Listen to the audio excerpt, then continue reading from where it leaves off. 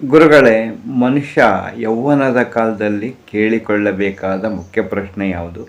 ಹಾಗೆ ವೃದ್ಧಾಪ್ಯದಲ್ಲಿ ಕೇಳಿಕೊಳ್ಳಬಾರದು ಅನ್ನುವ ಮುಖ್ಯ ಪ್ರಶ್ನೆ ಯಾವುದು ಅಂತ ಕೇಳಿದರು ಗುರುಗಳಿಗೊಬ್ಬರು ಹಿರಿಯರು. ವಿಚಿತ್ರ ಅಂದರೆ ಆ ಎರಡು ಪ್ರಶ್ನೆಯೂ ಒಂದೇ ಆಗಿರಬೇಕು ಅಂತ ಕೂಡ ಹೇಳಿದ್ರು. ಆಗ ನಮ್ಮ ಗುರುಗಳು ನಗ್ತಾ ಹೇಳಿದ್ರು, ನಾನು ಯಾಕಾರು ಇದ್ದೀನೋ ಅಂತ ಕೇಳ್ಕೊಳ್ಳೋ ಪ್ರಶ್ನೆ ಇದೆಯಲ್ಲ ಪ್ರತಿಯೊಬ್ಬರು, ಅದು ನೀವು ಕೇಳೋ ಪ್ರಶ್ನೆಗೆ ಉತ್ತರ ಅಂದರು. ಹೇಗೆ ಗುರುಗಳೇ ಅಂತ ಕೇಳಿದಾಗ, ನೋಡಿ, ಯೌವನದ ಕಾಲದಲ್ಲಿ ನಾವು ಉತ್ಸಾಹದಲ್ಲಿರ್ತೀವಿ, ಅರಿಷಡ್ವರ್ಗಗಳಿಂದ ಬಂದಿಯಾಗಿರ್ತೀವಿ.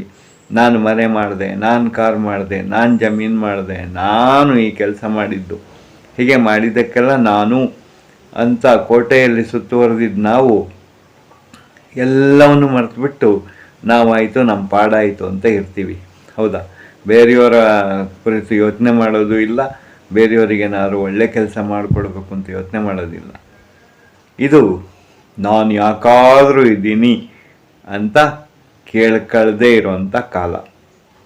ಅದೇ ವಯಸ್ಸಾದ ಮೇಲೆ ಮಾಯೆಯಲ್ಲಿ ಮುಳುಗಿ ಮಕ್ಕಳು, ಮೊಮ್ಮಕ್ಕಳು, ಮರಿಮಕ್ಕಳು ಎಲ್ಲರನ್ನೂ ಒಂದು ನೆಲೆಗೆ ನಿಲ್ಲಿಸಾದ್ಮೇಲೆ, ಅವರೆಲ್ಲ ನಮ್ಮಿಂದ ದೂರ ಹೋದ್ಮೇಲೆ, ನಾವು ಒಂಟಿ ಆದಮೇಲೆ, ವಯಸ್ಸಾದ ಕೈಕಾಲು ಬಿದ್ದೋಗಿರುತ್ತೆ, ನಿಶಕ್ತರಾಗಿರ್ತೀವಿ.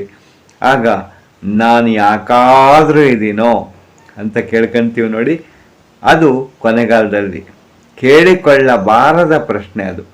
ಯಾಕಂದರೆ ನಾವು ಬೇರೆಯವರಿಗೆ ಒಳಿತು ಮಾಡುವುದಕ್ಕೆ ಯೌವನದ ಕಾಲದಲ್ಲಿ ನಾನು ಯಾಕಾದರೂ ಇದ್ದೀನೋ ಅಂತ ಕೇಳ್ಕೊಂಡಿದ್ರೆ ಸರಿಯಾಗಿರ್ತಿತ್ತಲ್ವ ಅಂತ ಕೇಳಿ ನಕ್ಕರು. ತುಂಬ ಉತ್ತಮವಾದ ಉಪದೇಶ ಆಗಿತ್ತು ಎಲ್ಲರಿಗೂ ಅದು.